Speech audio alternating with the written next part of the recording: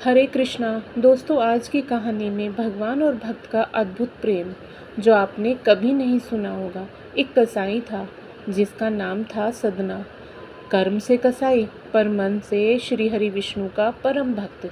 उसके मुख पर सदैव भगवान का ही नाम रहता। उसके हाथ मांस काटने और बेचने में व्यस्त रहते, परंतु मुख में सदैव श्री हरि विष्णु का ही नाम रहता। श्रीमन नारायण नारायण हरि हरि, भजमन नारायण नारायण हरि हरि। यह बात कुछ लोगों के मन को मोह लेती, पर कुछ लोगों को यह बात अप्रिय लगती। कैसा इंसान है यह, भला कोई मांस काटते हुए भी ईश्वर का नाम लेता है।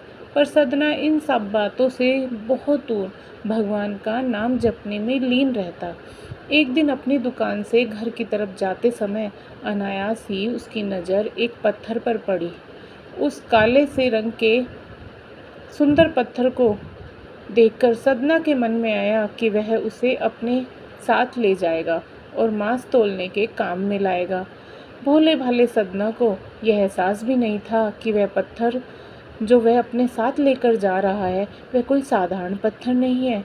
पर जल्द ही उसे इस बात का आभास होने लगा, क्योंकि वह पत्थर मांग किए वजन के हिसाब से अपने आप को बदल लेता था।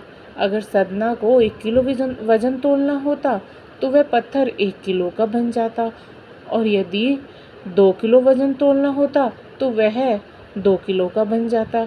ये बात धीरे धीरे पूरे गांव में आग की तरह फैल गई कि सदना के पास जादुई पत्थर है, और इस आश्चर्य को देखने के लिए दूर दूर से लोग आने लगे। हर कोई इस पत्थर को देखना चाहता था। यह बात उड़ते उड़ते एक ब्राह्मण तक पहुंची। उस पत्थर को देखने की उस ब्राह्मण की इच्छा जगी, पर वह ब्राह्मण कसाई की दुकान पर भला कैसे जा सकता था। फिर उसने दूर से ही उसे पत्थर को देखने का निश्चय किया। दूर से ही उसने देखा कि सच में वह पत्थर जितना मांस चाहिए उसके हिसाब से अपना वजन बदल लेता है क्या। पर जैसे ही उसने उस पत्थर को गौर से देखा, उसके पांव तले से जमीन खिसक गई। वह पत्थर कोई ऐसा वैसा पत्थर नहीं था, भगवान श्री विष्णु का प्रतीक शालिग्राम था। ब्राह्मण को सदना की मूर्खता पर क्रोध आया। उसने सदना के पास जाकर कहा, मूर्ख, तू जानता नहीं कि तू कितना बड़ा पाप कर रहा है। घोर अनर्थ है यह कोई पत्थर साधारण पत्थर नहीं है, यह शालिग्राम है, भगवान विष्णु का स्वरूप, और तू इससे कटा मांस तोल रहा है, रक्त से भरे हाथों से शालिग्राम को उठा रहा है। तेरा अपराध क्षमा के योग्य नहीं है। सदना बहुत ही सरल स्वभाव का था। उसने तुरंत ही ब्राह्मण से क्षमा मांगी और वह पत्थर उस ब्राह्मण को दे दिया। ब्राह्मण प्रसन्न मन से श्री शालिग्राम को अपने घर ले आए, उन्हें स्नान कराया, चंदन लगाया, धूप दीप जलाए और पूजा अर्चना प्रारंभ की।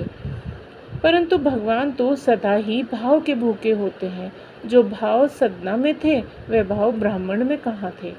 उसी रात भगवान ब्राह्मण के स्वप्न में आए और उससे कहा, हे ब्राह्मण, मैं तुझसे बहुत प्रसन्न हूँ, परंतु तुम क्यों ले आए मुझे सदना के घर से। मुझे जहाँ से लाए थे वहीं छोड़ आओ। ब्राह्मण ने कहा, भगवान, वह तुला में एक तरफ आग को रखता है और एक तरफ मांस के टुकड़ों को। वह एक अपवित्र स्थान था। इस पर भगवान बोले, वह जब मांस तोलने के लिए मुझे अपने हाथों में उठाता था तो मेरा रोम रोम पुलकित हो जाता था। जब वह मेरा नाम लेकर भजन कीर्तन करता तो मुझे बड़ा ही आनंद आता। वह सदा ही मेरा नाम जपता रहता है, और जो सदा मेरा नाम जपता रहता है उसके लिए मैं स्वयं को बेच भी देता हूँ। ये मात्र संयोग नहीं है कि मैं सदना कसाई को राह में गिरा मिला, मैं स्वयं उसके निकट रहना चाहता था। यह भी मात्र संयोग नहीं था कि मैं मांस के वजन के अनुसार अपना वजन बदल लेता था। मैं स्वयं बार बार सदना के हाथों का स्पर्श पाना चाहता था। वह मुझे निस्वार्थ भाव से प्रेम करता था। हे ब्राह्मण, तुम मुझे वहीं छोड़ आओ, सदना के पास। अगले दिन ब्राह्मण उठते ही श्री शालिग्राम को लेकर सदना के पास पहुंच गया और स्वप्न में हुए भगवान के दर्शन और उसकी इच्छा के बारे में सदना को बताया। उन्होंने सदना को बताया कि भगवान शालिग्राम ने खुद उसके पास रहने की इच्छा जताई है। यह सुनते ही सदना की आंखों से आंसू छलकने लगे। और उसने कहा, यदि मेरे ठाकुर ने मुझे कीर्तन सुनने की इच्छा जताई है तो मैं आज से अधिक समय नाम कीर्तन का ही करूँगा और मैं आज के बाद मांस नहीं बेचूंगा। मैं सदैव अपने श्री हरि विष्णु की भक्ति ही करूँगा। आगे चलकर सदना कसाई भगवान विष्णु का परम भक्त कहलाया और उसकी कीर्ति चारों दिशाओं में फैल गई।